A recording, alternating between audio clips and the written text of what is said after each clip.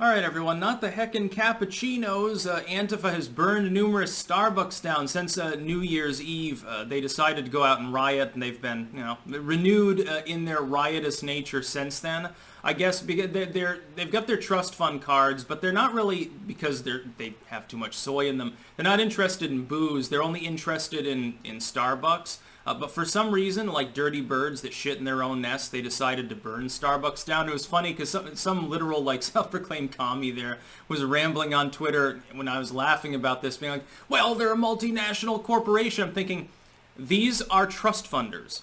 These are not people that want to live in rural Cambodia on a work farm. These are not people that want to have to live in a commie block apartment. These are suburban, middle-class, and upper-middle-class kids with daddy's credit card, and they drive nice cars, and they make slam poetry on their iPad products in Starbucks. That's what the cringe fringe does. This is the primary Antifa core.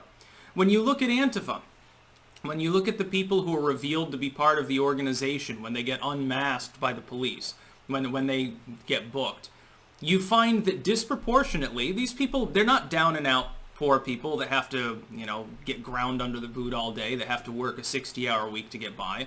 They're not flipping burgers. They're the ones that complain about the person flipping the burgers doing the burger wrong. That's what Antifa is. So I'm sitting there thinking about how fucking funny, number one, and how sad it is, number two. There are actually people that take, number one, Antifa seriously as an organization. Number two, still think it has something to do with fighting fascism. Dude, these kids are the biggest consumers in the goddamn Western world. That's what they are, and they're not even small-minded. They're just being disingenuous most of the time. By the way, they can't fight worth shit. They have to mob people 3-4 to 1 in order to get their point across. Anytime that a group of people that's, not completely outnumbered and outgunned decides to stand their ground, Antifa backs off really quickly. They might throw some rocks, but they're not throwing punches. The police will stand back. You've seen multiple... Look at the Trump rally that happened last month in D.C. when Black Bloc showed up. And they tried to start shit, and then they got the shit beat out of them. And some of them got arrested, and then the Trump fans turned on the police because the police wouldn't do shit. They're being openly attacked. They've got a law-abiding, lawful protest, fully permitted and everything. Anarchists show up and attack them, and the police won't defend them. And so they had to defend themselves. It's interesting. And then, of course, what does the legacy media report on? And I talked about this at the time. Well, there were violent protests there. Totally not saying who started the shit. Well, there was violence involving right-wing militias and left-wing anti-fascist groups. It's so funny. But you burned Starbucks. Where are you going to eat now? Oh, wait! I think I've solved the problem. Here, want to know a secret? Those kids live out in the burbs. They've got their own Starbucks. They just burned the Starbucks that all the black people went to. Yeehaw, they're fighting for racial justice and for, I don't know, the workers' rights or something like that. Antifa, the cringe fringe, the grift left, the breadliners, the scum of society. People that, some of these people, I'll give the benefit of the doubt to some of them. And some newcomer actually takes the anti-fascist bullshit seriously. They actually think that, so they're just delusional. They've been misled by commie propaganda.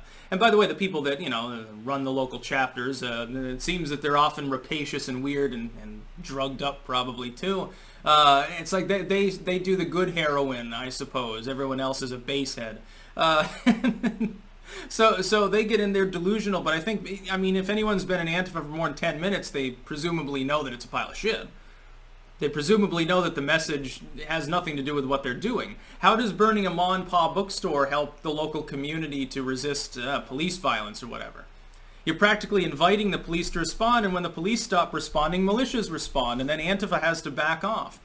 Then the militias say, okay, and then they go home, because they're law-abiding individuals trying to defend their communities. Antifa comes back, and then the police retreat, and then the whole thing starts over again. But the thing is, we can't judge the national situation, or certainly world politics, by Portland. Portland is basically Antifa HQ in the U.S., and it's a shithole. Portland is a shithole city. It is a worthless piece of shit. It's taken over for LA as the asshole of the West Coast. So if weird shit happens in Portland, it's Portland. It's just a weird city. Parts of it have been ghettoized and are full of crime, and other parts have been gentrified. And now all of the Antifa trust funders live there with their dentist parents. You've got two parents. Each one's making like $80K a year.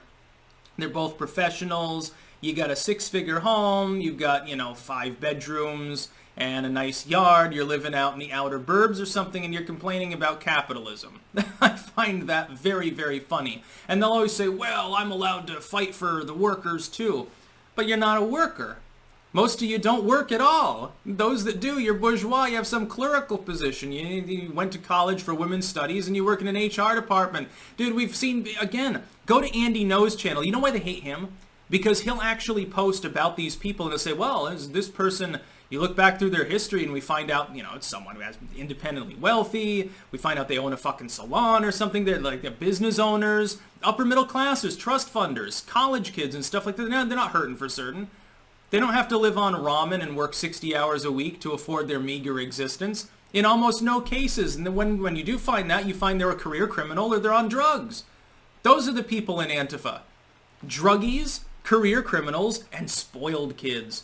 Losers. All of them. Every single Antifa member is a goddamn fucking loser unless they're recently joined and still delusional. And those ones, well, you can make an excuse for them being losers too, because they should have known better than to get goaded by shitty propaganda. Then you see all these liberal hacks in the lamestream media making excuses for them, saying, well, they're not violent, they're fighting fascism. It's okay to punch Nazis. And they go to some random group of little old ladies on the street corner and start sexually assaulting them. Yes, that was a Nazi rally meeting. I remember seeing one, there was like some girl, probably 20, 25 at most, I was just standing there with her phone, just recording, behind the barrier, and some Antifa member just comes up and socks her in the head, knocks her out cold. Think he got the shit beat out of him afterwards, which it's not necessarily the hardest thing to do, because those people tend to weigh 80 fucking pounds because they don't have anything but Soylent and Starbucks lattes in their diet, or they're fat asses. Some of these people, they have to ride their mobility scooters, and people joke that it's the Antifa cavalry. Antifa has tanks now. The motorized wheelchair. It looks like something to be hawked on the Fox News channel to people that are over 75. That's Antifa. They burn their own city down, and what do? They burn their own Starbucks. But it's the one that the people that don't comprise Antifa go to. It's in the diverse part of town that they don't go to at night except in large numbers to riot. You'll notice that too. And they piss off everybody when they show up. But Portland's a loss anyway. We should just cordon Portland off. Put a nice big beautiful wall around Portland. Trump could have helped the country more by putting a wall around there and around San Francisco. Put a wall up and just let them, let the problem solve itself. The population will dwindle. And then the remnant, it's just an interesting, you can even make it like a zoo or something like that. A zoo of, people that will be really, really withdrawing from their Starbucks lattes. That's about all. Peace out.